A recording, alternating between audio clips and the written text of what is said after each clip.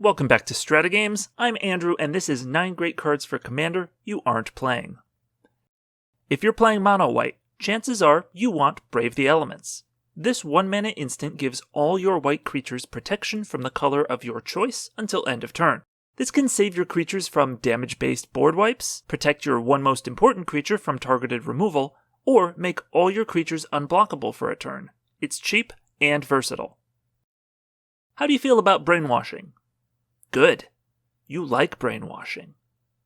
Chamber of Manipulation costs 2 blue for an enchantment aura with Enchant Land, and Enchanted Land has tap, discard a card, gain control of target creature until end of turn. So you can mess with your opponent's combat at instant speed, conscript new blockers to your army, and if you happen to be using a commander that flickers your creatures and brings them back under your control, you get to keep them. For all that, discarding a card is a small price to pay. Moving on to black, Endless Whispers costs 2 black for an enchantment with each creature has, when this creature dies, choose target opponent. That player puts this card from its owner's graveyard onto the battlefield under their control at the beginning of the next end step. That sounds pretty confusing, but basically, instead of dying, creatures do a little dance over to an opponent's side of the field. Well, they still die, but whatever. This is a fun political tool. If you're playing a creature-light deck, you won't have much to contribute to the fund.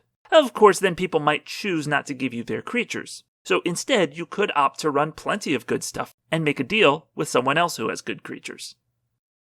Most of Red's creature removal is damage-based, which can make it hard to get rid of massive creatures.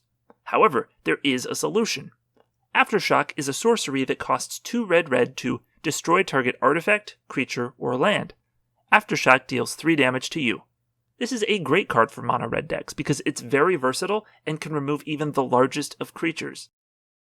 +1/+1 counters is one of the most popular deck themes, yet nobody seems to use Evolutionary Escalation. It costs 1 green for an enchantment with, at the beginning of your upkeep, put 3 +1/+1 counters on target creature you control, and 3 +1/+1 counters on target creature an opponent controls. This is amazing. 3 counters per turn is no joke. Yes, you have to give them to an opponent as well, but just pick the least threatening one, or the one you're currently aligned with, or just spread them all out. The downside just about mitigates itself, and the upside is a lot of stats every turn for cheap. Aven Mimiomancer is a 3/1 flyer for 2 white-blue that has, at the beginning of your upkeep, you may put a feather counter on target creature. If you do, that creature has base power and toughness 3/1 and has flying for as long as it has a feather counter on it. So this can be used in a couple of ways. You can turn your tiny token army into an unrivaled air force, or you can use this to knock your opponent's creatures down a peg. This effect won't get rid of those creatures' abilities, but it can turn a scary 7/7 into a 3/1 flyer, which is potentially a lot less scary, especially since you have ways to block the flyers. Here's one for the mill players.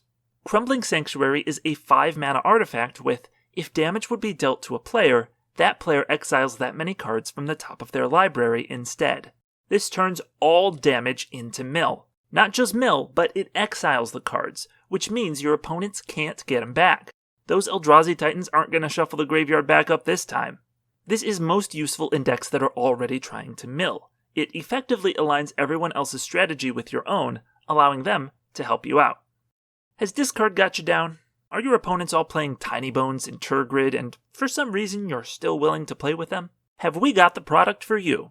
Nephalia Academy is a land that taps for colorless mana and says, if a spell or ability an opponent controls causes you to discard a card, you may reveal that card and put it on top of your library instead of putting it anywhere else. Look, it won't solve all your problems. You still decrease the number of cards in your hand, but it does allow you to ensure access to a card you really need.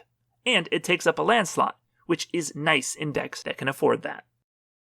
And our wild card for today is Treasonous Ogre.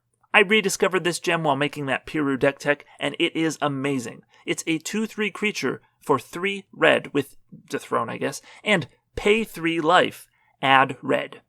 In Commander, you have a lot of life to work with. This thing can take you from 4 mana to as much as you need. If you're a red deck and you need mana, look no further. Bonus points if you combo it with commanders who want you to lose life. These are some of our favorite picks, but let us know which cards you think are undervalued. And be sure to like, subscribe, and hit the bell if you'd like to see more videos like this. Thanks for watching.